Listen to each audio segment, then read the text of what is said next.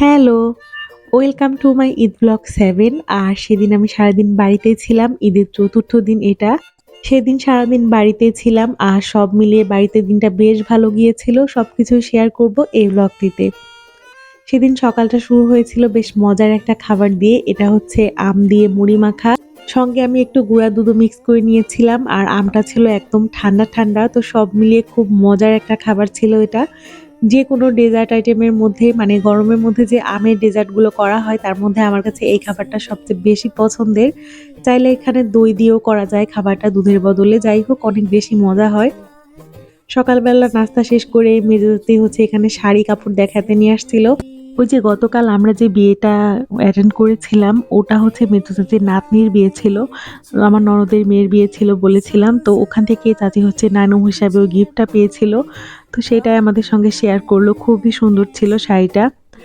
আর এই তো তারপর বাচ্চা-কাচ্চা নিয়ে চলে এসেছিলাম পুকুর পাড়ে। ওরা হচ্ছে একটু সাইকেল চালাচ্ছিল এদিকে।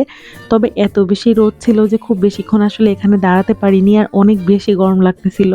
বাড়িতে আসার ওদের একমাত্র উদ্দেশ্য থাকে ওরা সারাদিন বাহির দিয়ে ছুটোছুটি করবে। যাই হোক এরপর বিন্নিকে বললাম যে আমাকে একটা ভিডিও করে দে। আর এদিকে আম্মুকে নিয়ে একটা ভিডিও করলাম। তোমাদের তো জাস্ট টাইম হয়ে গেল পিঠাকে বানাবো 4 দিন হ্যাঁ আরো 3 দিন। ওটা তো মানুষ জানবি নি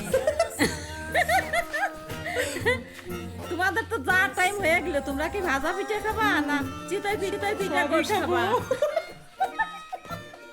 আমার শাশুড়ি মা খুবই এনজয় করে যখন আমি ভিডিও বানাই। তো যাই হোক সবাই মাশাআল্লাহ বলে দিবেন।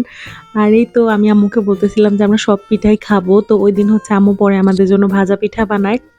আর এই তো এখানে সকালবেলা হচ্ছে চা খেয়ে নিচ্ছিলাম। সকাল না তখন অলমোস্ট দুপুর প্রায় মধ্য দুপুর।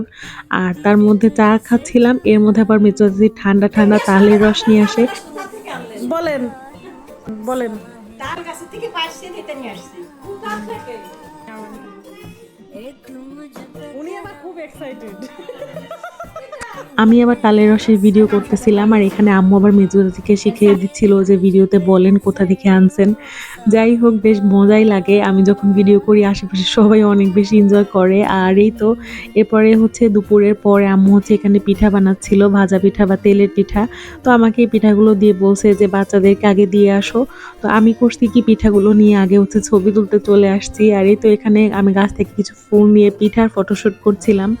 তো যাই হোক এরপর হচ্ছে বাচ্চাদেরকে পিঠাগুলো খাওয়ার জন্য দিয়ে আসি আর দুপুরের পরে শুরু হয় অঝোরে বৃষ্টি।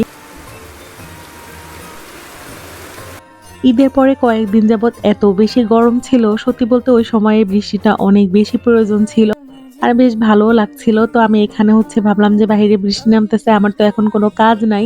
তো ভাবলাম রুমটা গুছিয়ে ফেলি। আসলে বাড়িতে আসার পরে ঘর গোছানো তেমন একটা ওইদিকে মনোযোগ থাকে না, শুধু ঘুরে বেড়ানো কি করব কি খাবো এইসবের দিকে বেশি মনোযোগ থাকে। যাই হোক এরপরেই তো আমি ঘরে বসে বসে সুন্দর মতো আমার রুমটা গুছিয়ে নিলাম আর এদিকে বৃষ্টি তো নামতেই আছে। আম্মু আরাফের বাবা ওরা সবাই ওই টাইমে গোসল করছিল। আমারও ইচ্ছা ছিল তবে আমি বাচ্চাদেরকে রেখে আর যেতে পারিনি।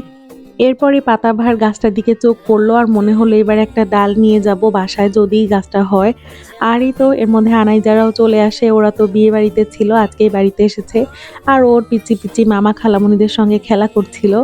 যাই হোক সবাই মাশাআল্লাহ বলে দিবেন আর আজকের মতো এইখানে বিদায় নিচ্ছি। ভিডিওটা কেমন লাগলো জানাবেন। ভালো থাকবেন সবাই। আল্লাহ হাফেজ।